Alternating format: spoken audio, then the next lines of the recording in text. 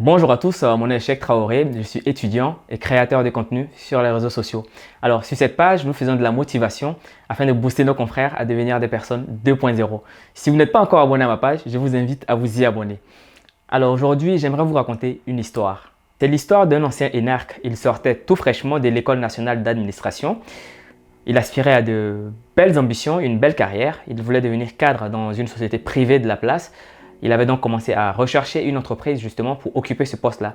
Il fallait donc une fiche de poste qui correspondait à son cahier de charges. Après plusieurs mois de recherche, une entreprise privée l'avait contacté pour occuper un poste en marketing. Donc son rôle était de développer la stratégie de l'entreprise afin que l'entreprise puisse avoir une plus grande audience, une clientèle encore plus fidèle.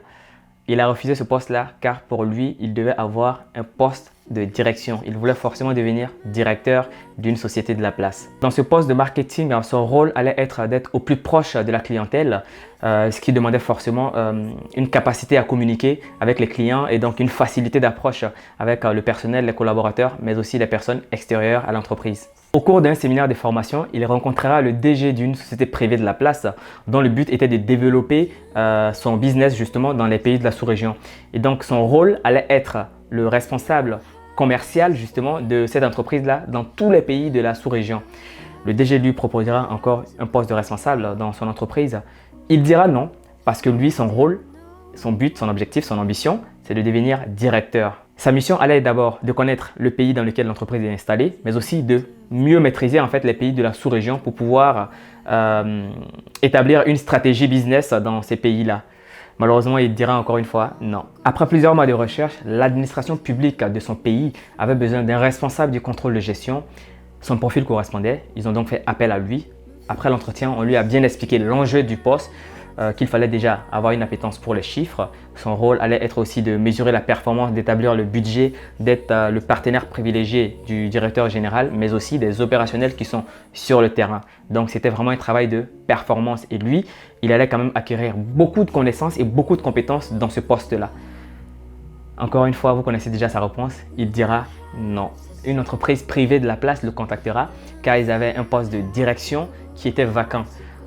On le convoquera par la suite à un entretien d'embauche. Au cours de l'entretien, on lui explique qu'il y aura plusieurs étapes. Et donc, l'une des étapes qui était vraiment indispensable, c'était les étapes de la connaissance de l'environnement dans lequel il habitait, notamment le pays.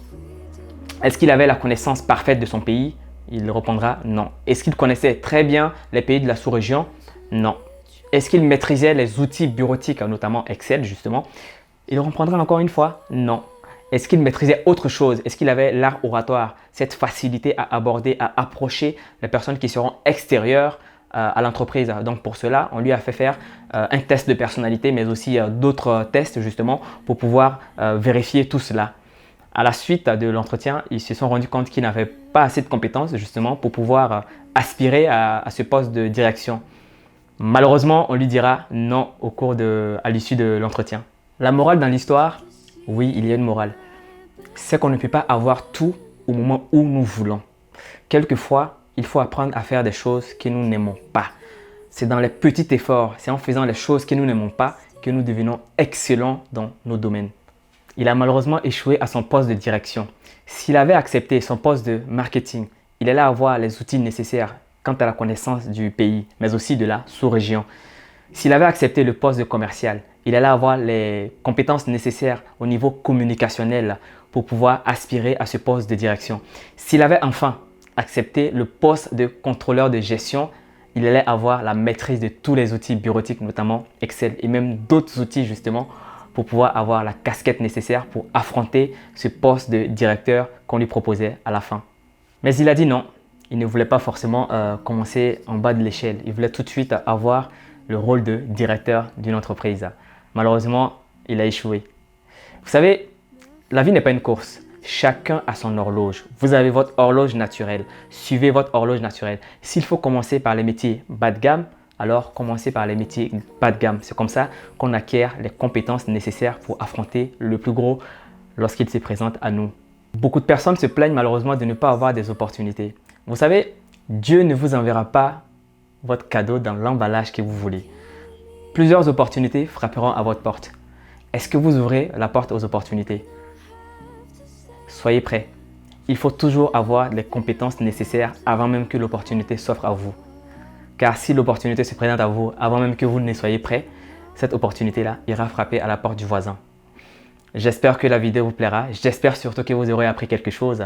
N'oubliez pas, Dieu ne vous enverra pas votre cadeau dans l'emballage que vous voulez. Alors soyez prêts, ayez les outils nécessaires, ayez les compétences nécessaires.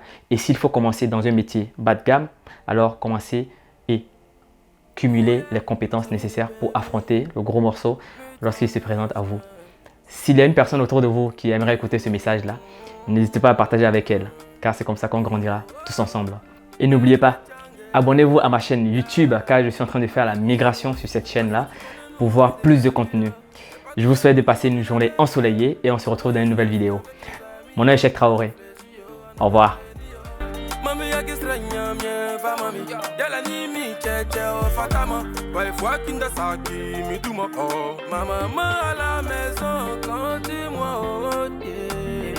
Les gens de mon quartier, quand dis-moi oh.